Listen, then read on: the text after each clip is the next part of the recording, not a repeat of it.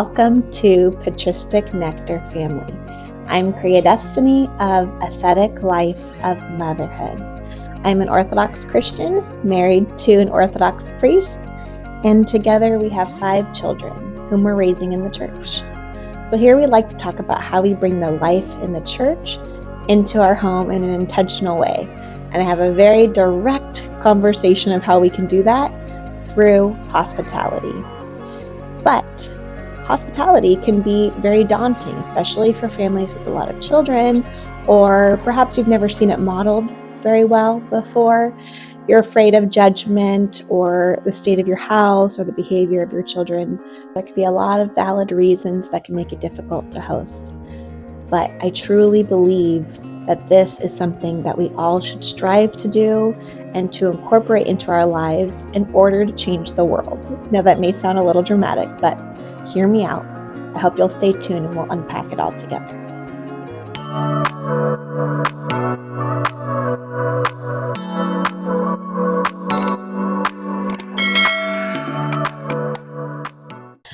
It is really true that especially now with all of our technological advances, that people are more disconnected than ever before. People are more lonely than ever before. We have lost the family. There's so much brokenness in our world that to welcome people into our homes, I truly believe it can heal all of us, one person at a time. Okay, so as I've framed this, I want to try to show you that it's of the utmost importance. So whatever there is, whatever barriers are holding us back, let's address them head on. See if we can overcome them and get to a place where we can welcome people into our homes. I myself have been a recipient of beautiful hospitality. Even before I had children, I remember several families hosted us, had us over for dinner, and I cannot describe the blessing and the joy it was to just be around them and in their family, see how they pray, see how they care for one another. It was a beautiful example, and it really inspired me and made that longing for a family grow even more. And so again, I think this is such an important thing.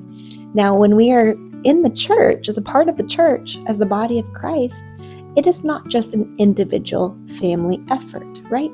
We are all now a family. We're part of the family of God. And so I think we should view our church family, and then of course others outside of that, bring them into our homes. This is going to change the world. Now, hospitality is a very important part of the Christian life. We know from Jesus' own words that when we host somebody, when we invite somebody or care for somebody, it's like caring for Christ. This is really phenomenal. Talk specifically about hospitality, the joy of welcoming somebody. You have the opportunity to get to know them. You have the opportunity to love them, to see them, to serve them. This is what I'm talking about. Now, this is an important way we can do that in our home, but I don't want to lock us just into that. This can also be done in other ways. It could be being hospitable even during coffee hour and speaking with somebody. It could be inviting somebody elsewhere outside of your home to a park, to a coffee shop. There's lots of ways that we could be hospitable. But I do think the home is an important element in this. Now, over the years, hospitality has looked very different in my life.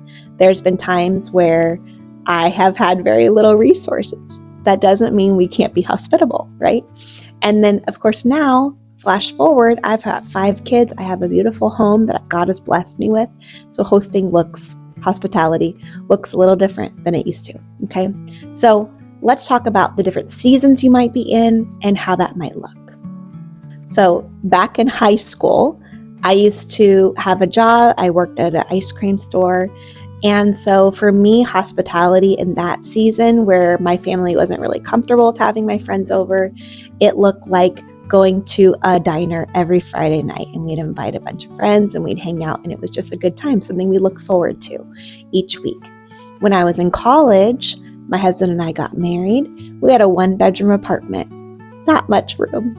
We still hosted and had people over, okay? We'd have theme parties, we'd have watch parties where you'd just bring a pizza, bring your own food. it just was an open door. Come whenever you want. Just come stop by, hang out with us, okay? So that could be hospitality, even with a small apartment, okay? Then when we moved to seminary, we were in a small apartment as well. That looked like having a friend over for coffee in my living room with my one couch, okay? When we moved here, we had a beautiful home, but it's relatively small. We have a small living space. We ended up adding on a deck so that we could host more people into our backyard. So now we're very blessed to be able to have bigger groups over, but even still, though that hospitality will look different in different seasons, right? So we initially had bigger groups over. Now that I've got a bunch of kids and I'm homeschooling and I just had a baby, it looks a little bit different. It's more intimate. It's having a friend over for coffee or tea and getting to know them one-on-one, okay? So I just want to frame it as no matter what you have and what your circumstances are, hospitality can start today. It can start now. And I truly believe that God will bless it.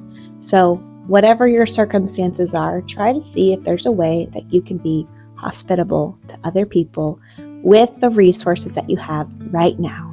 Because I think if we try to wait until things are perfect or things are more ideal, we're going to miss the opportunity to invite Christ and to serve Christ in our midst.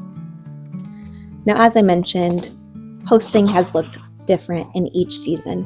One of the things that holds people back oftentimes is the state of their home. Whether it's messy or untidy, or maybe they're self-conscious of how it's decorated. I want to just give you a short story, and I'm inspired by St. Paisios, who sits here with me every day. St. Paisios had a small little cell that he lived on his own. And he received hundreds and hundreds and hundreds of visitors every year. And every person who interacted with St. Paisios left changed. I don't think people looked at his home and thought, oh, this is a very simple cell. I don't think they were expecting much. And I think sometimes we can get in our own heads. Maybe we struggle with judgment ourselves, and we might think other people are going to judge us for our homes. But think of St. Paisios and his simplicity in his little cell and all of the people that he lovingly embraced. He changed the world by just opening his heart to other people, okay? So with that in mind, simplicity in your space is key. Before we get to inviting other people in our homes, I think that is something we should do. But I also want to encourage you to make your home a space that's not only welcoming for others, but welcoming for you, for your family. Not necessarily that we have to have our homes performative for other people. You are valuable enough that your home should suit you and make you comfortable. And so that's something that I also have tried to do with each home we've lived in, with little resources, trying to take small things to elevate my space. Every piece of furniture in my house is used and thrifted or secondhand or given to us. Every single piece. It doesn't have to be expensive. It doesn't have to be extravagant. It has to be something that suits you, something that you like. You can get creative.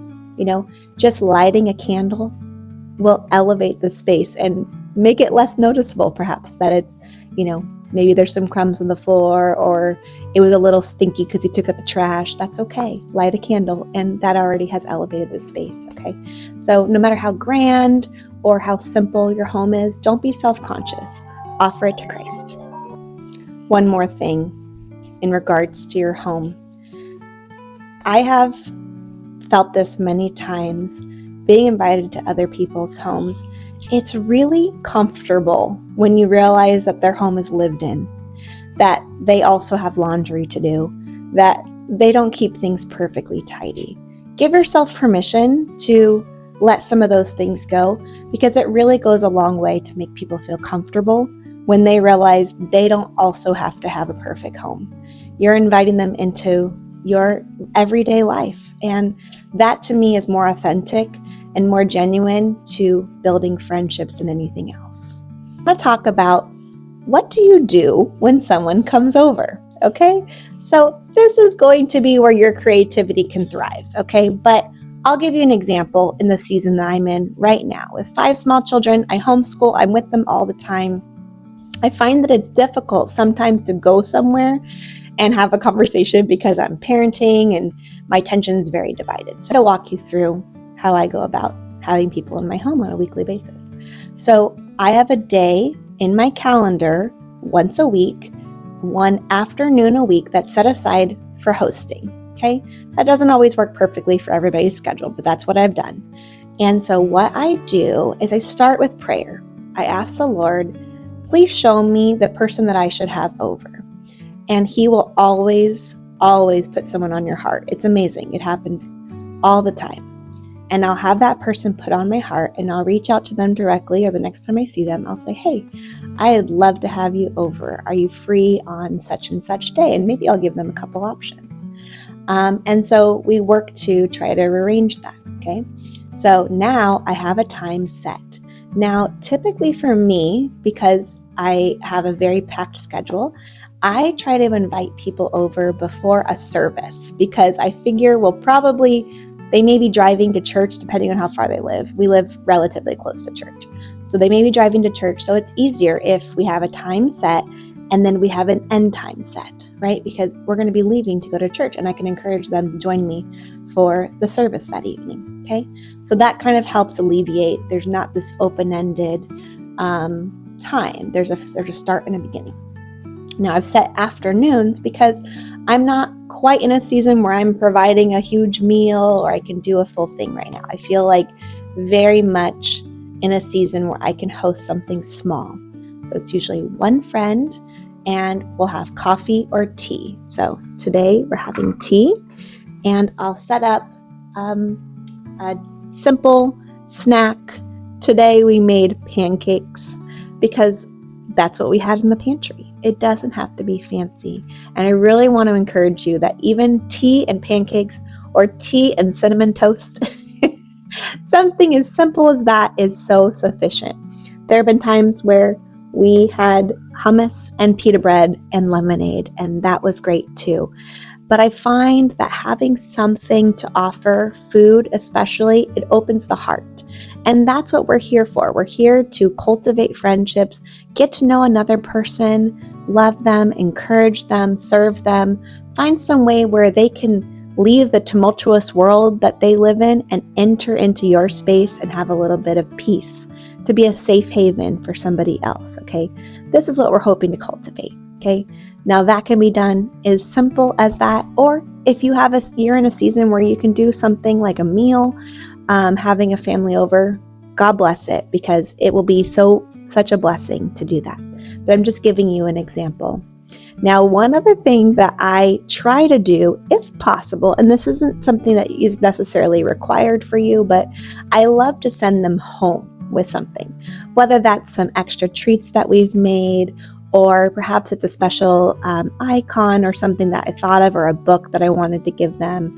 I try to send them home with something. And again, this is not a hard and fast rule, but it's a way of also just extending freely receive, freely give, right? This is what we learned from the scriptures. And so I always just want somebody to walk away with something, knowing that I truly cherished them. I truly loved having them over. And it was a blessing to me as well. And I want them to go away knowing that their presence was a blessing. Now let's talk about cleanliness, tidiness. What happens if your house is just a mess all the time? Okay. Now, again, with 5 kids, please believe me, my house is a mess every single day. There's not a single day that it's clean. Okay, I mean that with all sincerity. But we do have some ways to alleviate that. So something that I do as a practical thing is I have to declutter every few months. Yes, things pile up. I don't know where they come from. They just seem to pile up everywhere. And so we have to go through our things and be diligent with the things that we're given and make sure that we're managing them well. And so my living room here where we are today, this room, I try to pare down as much as I can every few months because it needs to be something that we can all clean within 10 minutes. If we can all put our effort into it and it can get put together, put back I don't mean clean like there's dust. There's probably still dust, but it could be tidied and put away in 10 minutes. That's our goal. Because there have been times where my husband will let us know, hey, there's somebody he'd like to bring over. My husband's a priest.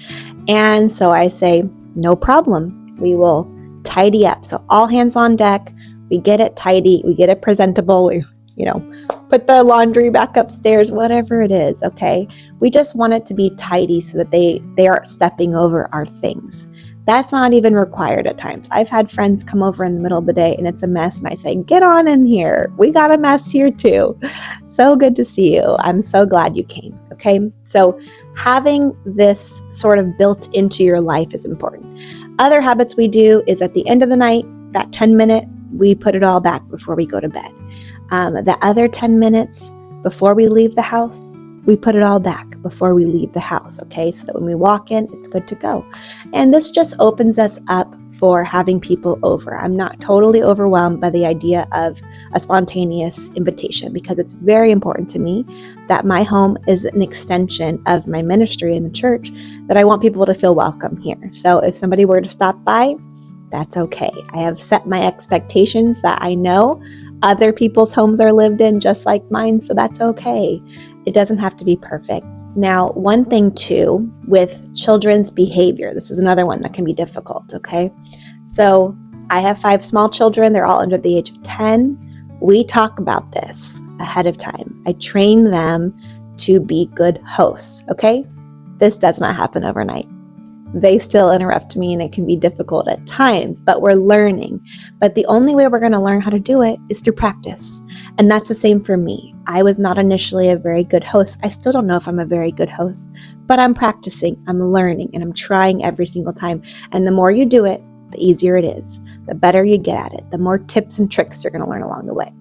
So with my children, I encourage them when our guests arrive to welcome the people. Open the door, tell them welcome, offer them a drink, right? They can start to do this and they delight in serving, and you'll see your kids love that too.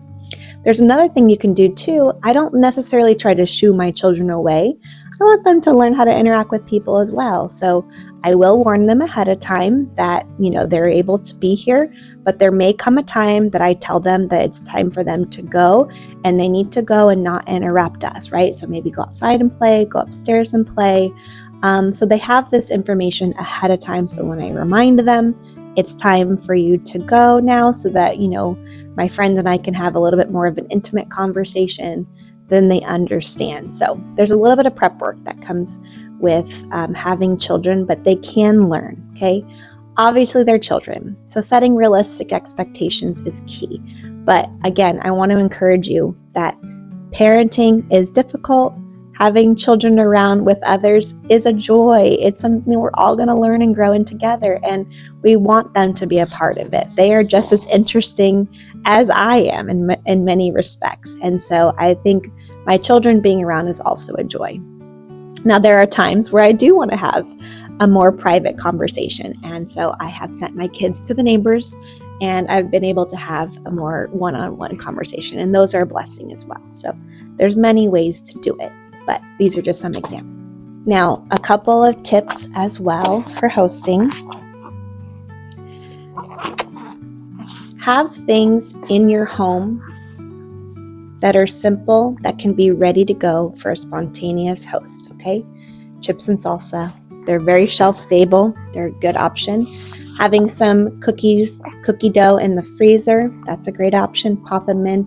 Nothing warms the heart like a warm cookie and a cup of milk, okay? Tea and coffee is also, hello, my dear. Tea and coffee, also have that on hand. Those are just a couple of things I have on hand. Now, if you're going to be hosting and having a meal, make that your best meal, something that you can make in your sleep, okay? So easy. It doesn't have to even be the most delicious, just an easy meal. Spaghetti and meatballs, and it's just the thing you make every single time, okay? You don't have to be creative. You don't have to be making something new every time. Do something you're already good at and do that again, okay? Do it again and again and again.